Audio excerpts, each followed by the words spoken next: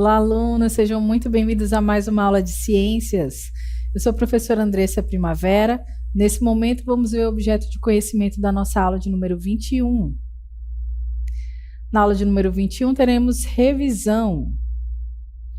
Então, vamos à revisão. Vamos recapitular aí os conceitos que aprendemos ao longo das nossas unidades.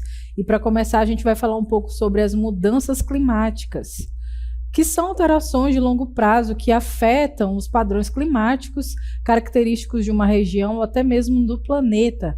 Podem acentuar, por exemplo, a ocorrência de tempestades, furacões, invernos mais intensos, entre outros eventos climáticos. Essas mudanças climáticas podem ter inúmeros motivos, mas vamos destacar o aumento do desmatamento, queima de combustíveis fósseis, o que emite à atmosfera gases de efeito estufa, e a intensificação do chamado efeito estufa, né? Pesquisas indicam que esse aumento está muito relacionado à ação do ser humano, que ao longo dos anos aumentou suas emissões de gases do efeito estufa, como gás carbônico. E quais seriam as causas, então, para essas mudanças climáticas que também contribuem com o aquecimento global? As mudanças climáticas podem ter causas naturais, como alterações na radiação solar e dos movimentos orbitais da Terra, ou podem ser consequências das atividades humanas. Então, a gente percebe aí que existe uma ênfase na questão das atividades humanas que tem intensificado aí, né, essas mudanças climáticas, tá? Então, existem estudos aí que afirmam que 90% de certeza que o aumento da temperatura na Terra está sendo causado pela ação do homem. E algumas dessas ações são desmatamento, que é o processo de remoção de florestas e outros ecossistemas naturais, muitas vezes impulsionado por atividades humanas. Essa prática tem impactos significativos no meio ambiente, na biodiversidade e também no clima global. E quais seriam as causas para esse desmatamento? Geralmente aí são a agricultura e a pecuária, a expansão urbana, a exploração madeireira, a infraestrutura e também a mineração. E quais seriam os impactos desse desmatamento no nosso bioma, que é a Amazônia? É a perda da biodiversidade, né? Ou seja, de animais, plantas, mudanças climáticas, onde antes chovia mais, chove menos, e aonde não tinha tanta chuva passa a ter até mesmo enchentes, impactos sociais, ciclo hidrológico, ou seja, o ciclo da água também vai ser afetado. Incêndios florestais também são uma das ações humanas, e eles podem ser iniciados de maneira acidental, que podem afetar áreas gigantescas de cobertura vegetal. Eles podem ser considerados criminosos quando indivíduos realizam-nos de maneira indiscriminada, ou seja, intencionalmente. E essas queimadas, gente, ou incêndios florestais, né? Embora as queimadas sejam uma prática antiga e natural em alguns ecossistemas, as atividades humanas descontroladas têm levado a impactos negativos significativos. É o que a gente tem observado ultimamente, principalmente na região amazônica, né, em que houve ali um período de grande fumaça que tomou conta de toda a região amazônica, né, de todas as áreas metropolitanas também ao redor da capital, que é Manaus. E aí a gente observou que isso trouxe impacto também para a saúde humana. E aí o que a gente se pergunta, né, o que podemos fazer diante desse cenário? Será que é possível mudar? Eu trouxe aí uma frase para a gente relembrar sobre isso, olha. Ações para reverter os impactos ambientais. Pensar globalmente, agir localmente, é uma frase de Ulrich Beck.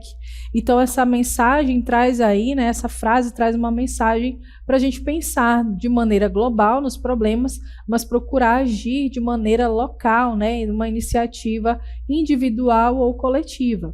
E quais seriam essas ações? Reduzir a emissão de gases poluentes na atmosfera, repensar o consumo de água, evitar o desperdício de energia, priorizar o uso de fontes de energia renováveis, combater o desmatamento e as queimadas, frear o consumo excessivo e desnecessário de produtos industrializados, praticar o manejo correto de resíduos sólidos. Tudo isso são ações que podemos praticar e contribuir para a melhoria desse cenário. Mas ao longo dessa unidade a gente também falou sobre as mudanças no corpo humano, de um período que todo ser humano passa, que é a puberdade. Então vamos olhar. A puberdade é um período que marca a transição da infância para a fase adulta, sendo essa passagem caracterizada por alterações marcantes no corpo de meninos e meninas. É nessa fase, gente, que surgem aí os chamados caracteres sexuais secundários e que se estabelece a capacidade reprodutiva, sendo, portanto, um período de maturação biológica. Então, quer dizer que esse é um período que prepara o corpo humano para a reprodução. E como que funciona tudo isso? Vai depender do nosso sistema endócrino. Nós observamos aí que o nosso organismo tem diversas... tem ali o sistema endócrino com alguns órgãos, né, que vão estar relacionados a esse sistema, e um desses é a hipófise, tá? Uma glândula que está situada na base do encéfalo. E o que que ele faz? Durante a puberdade, a hipófise, né, que é essa glândula do sistema nervoso, vai liberar 2 hormônios importantes. Primeiro, o FSH, que é o hormônio folículo estimulante, e o LH, que é o hormônio luteinizante, atuando sobre as gônadas, ou seja, testículos nos meninos e ovários nas meninas. No caso dos meninos, o FSH ajuda lá nos testículos as células a iniciarem a produção de espermatozoides. Ao mesmo tempo, o LH estimula outras células a produzirem testosterona, que é o hormônio que ajuda a desenvolver características masculinas, como pelos e voz mais grave. Então, a gente observa aí que nos meninos, esse mesmo hormônio que é liberado na hipófise, ele vai ajudar também a produzir a testosterona. Quando você ouve esse nome testosterona, você já lembra logo que é o hormônio masculino. É esse hormônio que vai ajudar aí os meninos a desenvolverem a voz mais grossa, os pelos no rosto, né, como a barba. Então, são todas características bem particulares aí dos meninos, certo? E nas meninas, como é que funciona? No caso, o FSH nos ovários, ele vai agir sobre os ovários e ajuda as células a crescerem e a produzirem um hormônio chamado estrógeno. Esse hormônio faz com que o folículo, onde os óvulos ficam, se desenvolva. O LH também ajuda fazendo com que o folículo se rompa e libere o óvulo. Então, somente as meninas vão ter um ovário com os óvulos, né, que serão ali liberados a cada ciclo. E é justamente o estrógeno, né, que é produzido nos ovários, que vai ajudar, então, nessa liberação, vai ajudar, né, nessa questão aí reprodutiva, tá? Então, o FSH age nos meninos, lá nos testículos, para produzir a testosterona, e aqui, no caso das meninas, age sobre os ovários, para produzir um hormônio chamado estrógeno, certo? E para a gente continuar, né, falando ainda sobre essa fase da puberdade, existem algumas características que são bem marcantes, né? A gente vai observar aí que as espinhas e os pelos, né, eles começam a surgir aí a partir da puberdade. Esses pelos são uma parte normal do crescimento e ajudam a desenvolver características que diferenciam meninos de meninas. Bom, a gente vê também que a puberdade em anos anteriores, né, a primeira menstruação era bem mais tarde, era por volta dos 16 anos. E já no século XX, essa média passou para os 12 anos. É o que a gente chama de puberdade precoce, tá? E aí existem diversos fatores que podem influenciar nessa puberdade precoce, né? Que vão aí desde uma maior disponibilidade de nutrientes até substâncias presentes em alimentos, cosméticos, roupas, entre outros. Quando a gente fala de puberdade, a gente está falando aí do amadurecimento, né, do sistema reprodutivo, tá, gente? Mas a gente pensa aí no sistema reprodutivo, né, só na questão aí de uma nova vida, né? Mas nem sempre a pessoa que está apta, o ser humano que está apto a reproduzir, ele vai estar necessariamente apto a ser pai ou a ser mãe, porque isso vai além da questão biológica, também vai envolver a questão psicológica, social, entre outros, né? Então é por isso que a gente precisa pensar em métodos de prevenir uma gravidez indesejada ou até mesmo se prevenir contra doenças que podem ser transmitidas durante o ato sexual, que são as infecções sexualmente transmissíveis. Então vamos ver aí quais são, né, esses métodos contraceptivos e de que forma eles podem agir. Então a gente observa que os métodos contraceptivos ou anticoncepcionais são métodos ou técnicas que podem ajudar a evitar a gravidez. Além disso, alguns deles previnem contra infecções sexualmente transmissíveis. Então a gente percebe que existem os hormonais, que são aquelas famosas pílulas. Geralmente esses métodos vão ajudar, vão atuar impedindo a liberação do ovócito, né? Então essa mulher, no caso que faz uso desse medicamento, ela precisa utilizar diariamente. Além das pílulas, existem outras opções, né? Como os anticoncepcionais que são injetáveis, os hormonais, né? E esse método, se ele for utilizado corretamente, tem entre 95% a 99% de eficácia. No entanto, esse método ele não previne contra ISTs, apenas contra a gravidez indesejada. As pílulas geralmente vêm em cartelas, né, com 21 comprimidos, que é possível tomar diariamente, e após os 7 dias suspende-se e depois retoma o uso de uma nova cartela. Existem aqueles outros métodos que também podem ser conhecidos aí como dispositivo intrauterino, também conhecido como DIU, que é essa pequena estrutura geralmente metálica ou de plástico que é introduzida no útero, tá? Isso só pode ser feito por um médico. Outro dispositivo é o diafragma, que é considerado um dispositivo de barreira. Ele é uma estrutura de borracha, certo? Que é colocada um pouco antes do momento, né, do ato sexual, e depois ele deve ser retirado. Ele vai impedir a chegada do sêmen ao útero e, consequentemente, a fecundação do ovócito. Existem outros dispositivos de barreira, que são os preservativos, também conhecidos como camisinhas, né?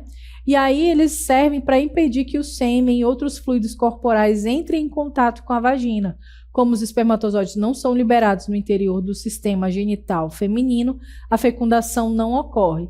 E no caso dos preservativos, gente, além de prevenir uma gravidez indesejada, os preservativos são os únicos métodos contraceptivos que também protegem contra as ISTs. Isso porque impede o contato direto com os órgãos genitais, barrando, consequentemente, a troca de fluidos corporais entre os parceiros, tá? Então, esse é o único método que previne contra a gravidez e contra ISTs. Existem outros métodos, como, por exemplo, os métodos cirúrgicos, que são conhecidos como vasectomia e laqueadura. São métodos contraceptivos feitos em indivíduos do sexo masculino e feminino, respectivamente. No caso da vasectomia, o corte é feito nos ductos deferentes, e aí eles são amarrados, cauterizados e impedem, né, que os espermatozoides produzidos nos testículos cheguem à uretra. Já na laqueadura, também chamada de ligação tubária, as tubas são cortadas, amarradas ou cauterizadas e fechadas com grampos, e aí impede o encontro do espermatozoide com o ovócito. De maneira geral, esses métodos eles são considerados assim irreversíveis, né, porque são cirúrgicos, incapacitando a reprodução no ato sexual. Portanto, geralmente são indicados, né, para pessoas que têm pelo menos 2 filhos, que sejam maiores de 25 anos de idade, ou seja, já estão realmente cientes, né, de que não querem mais ter uma nova gestação, terem mais filhos. Existem ainda outros métodos que são considerados comportamentais. Quais são eles? O coito interrompido e também a tabelinha, tá? Por que eles são comportamentais? Porque eles são falhos, eles dependem aí da avaliação, né? De, por exemplo, no caso da tabelinha, saber qual é o dia fértil. Às vezes funciona, mas na maioria das vezes ele pode falhar, porque nem sempre, né, durante os meses aí seguintes, a pessoa tem a certeza de que aquele realmente é o dia fértil, né, que pode ser alterado. Ambos os métodos são ineficientes em contracepção e ainda por cima na prevenção de ISTs.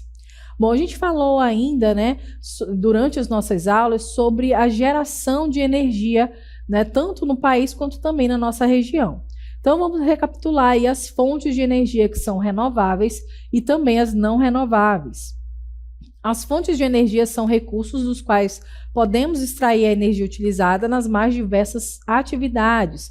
A energia solar, por exemplo, é obtida a partir do sol, uma vez que ele é a fonte energética. Com base na sua taxa de consumo e no seu tempo de reposição no ambiente, podemos classificar as fontes de energia em renováveis e não renováveis. Quais seriam as fontes renováveis? São aquelas com a capacidade natural de reposição no ambiente, ou seja, a taxa de consumo é inferior ao tempo de reposição. Como exemplo, temos o vento, a temperatura interna da terra, o sol, a água e a biomassa. São aquelas né, que podem ser renovadas aí na natureza de maneira fácil e curto prazo de tempo, né? Então a gente vê o vento, o sol, né, que pode estar disponível na natureza, por isso a gente diz que é uma fonte renovável de energia.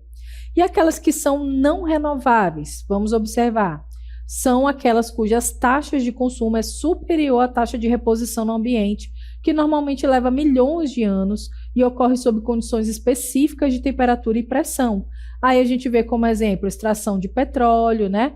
A gente vê o carvão mineral, a gente vê aí a energia nuclear e a estação de gás natural. Todas essas são fontes de energia, mas que não são renováveis porque levam muito tempo para se renovar na natureza. Como exemplo, o carvão mineral, ele é usado na geração de energia elétrica em usinas termoelétricas. Já o petróleo e gás natural, assim como o carvão, são derivados do petróleo. O petróleo leva muito tempo para ser feito, né, para ser produzido na natureza, e eles podem servir como combustíveis para veículos, gás de cozinha, entre outros produtos.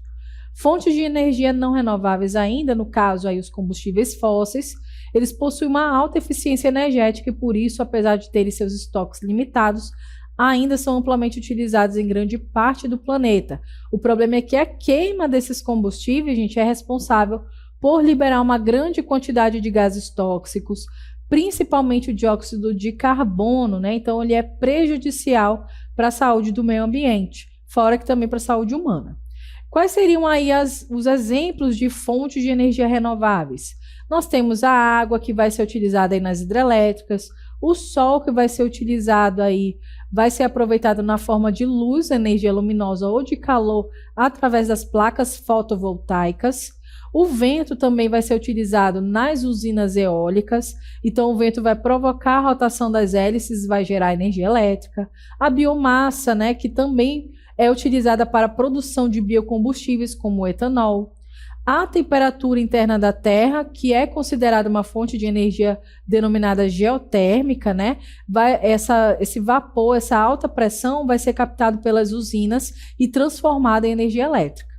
E as usinas elétricas, né, abrangem todos os tipos, tá? De que produzem aí essa forma de eletricidade, de energia na forma de eletricidade. A gente tem hidrelétrica, termoelétrica, solar, eólica, nuclear, entre outras. As hidrelétricas, né, funcionam a partir da energia hidráulica e durante a queda da água essa energia é convertida em energia cinética, movimentando os geradores das usinas. E a gente vê que houve ali uma transformação na matriz elétrica do Brasil, né, do nosso país. A gente observou um aumento aí de outras fontes de energia, como no caso as termoelétricas, a solar, a eólica e uma diminuição das hidrelétricas. As usinas termoelétricas são instalações que geram eletricidade a partir da conversão de energia térmica em energia elétrica. Vão utilizar aí combustíveis fósseis como carvão, gás natural e óleo e também biomassa, né, para gerar calor. Então, o que vai acontecer lá dentro? A rotação das turbinas aciona geradores que convertem energia mecânica em energia elétrica. A gente viu ainda sobre as usinas eólicas, que são uma fonte de energia renovável, que utiliza energia cinética pela força dos ventos para gerar eletricidade. Então, essas hélices se movimentam e geram energia.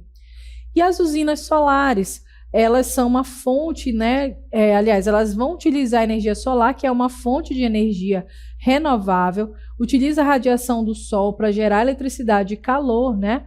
Esses painéis aí que a gente está vendo, que são os fotovoltaicos, convertem a luz solar diretamente em eletricidade. E a gente viu ainda sobre as usinas nucleares. A usina nuclear utiliza a energia que é produzida pela fissão dos átomos de urânio para aquecer grandes massas de água e mover as turbinas dos geradores, assim como fazem as usinas termoelétricas. No Brasil, existem somente 2 usinas nucleares em funcionamento, que juntas produzem cerca de 1,2% de toda a energia elétrica nacional, gerando 2.007 megawatts de potência. Ambas essas usinas se encontram no estado do Rio de Janeiro, em Angra dos Reis, e uma terceira unidade, Angra 3, está sendo aí construída e deverá ter uma potência de aproximadamente 1.350 megawatts.